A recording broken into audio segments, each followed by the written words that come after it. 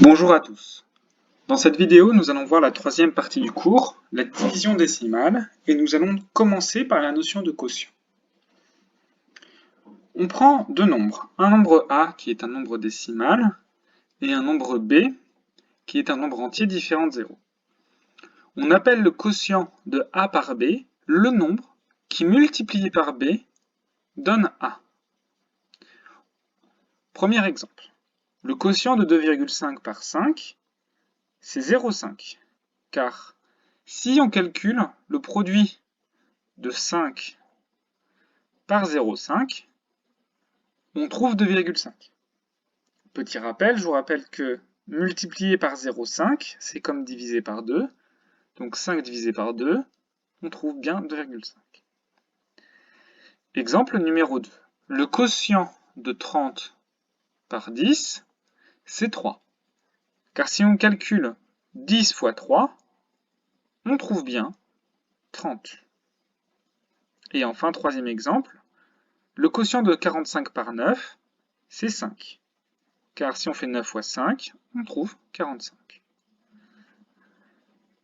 La notation, comment ça se note en mathématiques? Eh bien, le quotient d'un nombre A par un nombre B, ça se note A, 2 points, B. On a toujours les propriétés suivantes. La première, c'est que le quotient de A par B fois B est égal à A. En fait, c'est l'écriture mathématique de la définition, ça, si vous lisez bien. Deuxième propriété, c'est que pour calculer le quotient de A par B, on calcule le quotient de la division décimale de A par B. Donc qu'est-ce que c'est qu'une division décimale?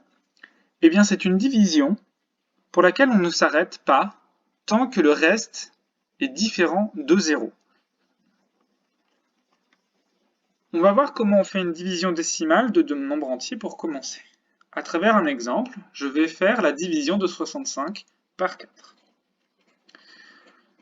Première étape, on va chercher combien de fois il y a 4 dans 6. On sait que 4 fois 1 donne 4 et qu'il y a une fois 4 dans le nombre 6. Donc, on inscrit 1 dans le quotient, on soustrait ensuite 4 à 6 et il nous reste 2. Deuxième étape de la division, on descend le nombre 5, on obtient le nombre 25. On cherche combien de fois il y a 4 dans 25. Donc on sait que 4 fois 6 donne 24. Donc on note 6 dans le quotient. On soustrait 24 à 25. Il nous reste 1.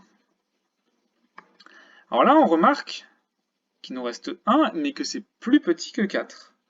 Vous voyez ici, 1 est plus petit que 4.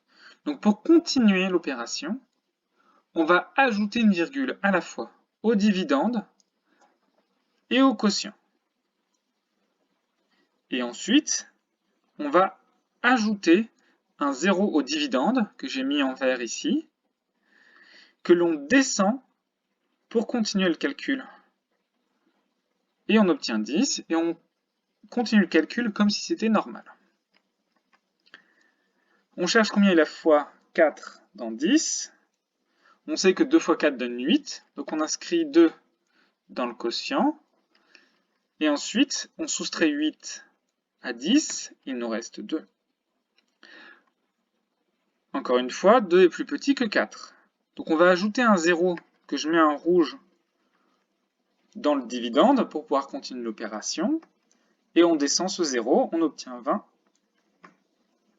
Dernière étape de calcul, on va chercher combien il y a de fois 4 dans 20. Donc là c'est simple, on sait que 4 fois 5 donne 20. Donc on inscrit 5 dans le quotient. Et ensuite, on soustrait 20 à 20. Et il nous reste 0. Le reste est 0. La division décimale est donc terminée. Le quotient de 65 par 4, c'est 16,25. Donc voilà, on a utilisé une division décimale pour pouvoir calculer le quotient d'un nombre par un autre. On va maintenant voir une deuxième méthode, c'est quand, ici, au dividende, on a un chiffre à virgule, pour savoir comment on fait pour diviser un nombre à virgule par 5.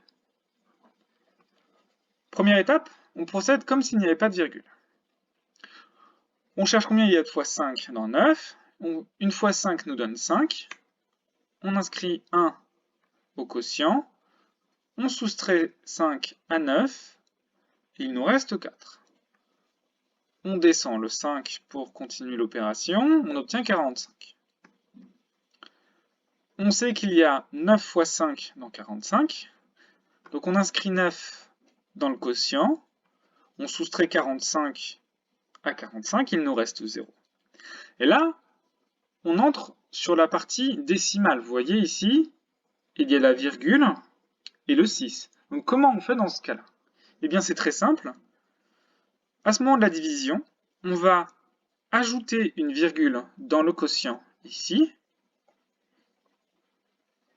Et on va descendre le 6 pour continuer l'opération.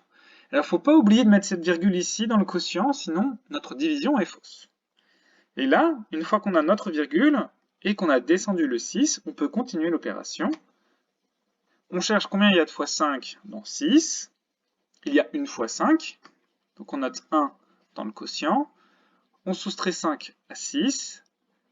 Il nous reste 1. 1, c'est plus petit que 5. Donc on va ajouter un 0 que je mets en rouge dans le dividende. Et ensuite, on le descend pour continuer le calcul. Et on obtient le nombre 10. Dans 10, c'est simple, il y a 2 fois 5, parce que 2 fois 5 nous donne 10. On note 2 dans le quotient, on soustrait 10 à 10, et il nous reste 0. Le reste est égal à 0, la division est donc terminée.